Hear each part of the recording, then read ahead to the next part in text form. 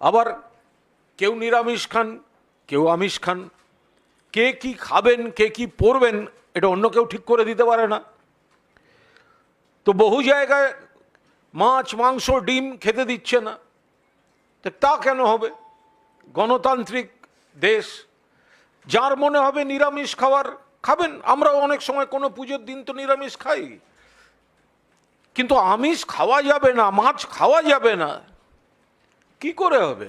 ফলে মাছ, মিষ্টি and more বাংলায় ছিল, আছে, থাকবে এবং চলবে। ফিশ ফ্রাই থাকবে, সিঙ্গাড়া থাকবে, জিলিপি থাকবে। মানুষ খাদ্যের গুণগত মান ঠিক থাকলে কে কি খাবেন আমরা কোনো অবস্থায় সেখানে হস্তক্ষেপ করার পক্ষে নই। মমতা বন্দ্যোপাধ্যায় হস্তক্ষেপ করার পক্ষে নন। ধরে নিতে পারেন আমরা তো মাঝে মধ্যে চা বিস্কুট টুকটাক খাই, কিন্তু আজকে সাংবাদিক বৈঠকের মধ্যে আমাদের এই একটু টুকটাক খাওয়ার বিষয়, এটা কিন্তু আমাদের একটা বার্তাও বটে যে আমরা এই খাবারের উপর ফতোয়া এইগুলো কোনো অবস্থায় অ্যালাউ করব না।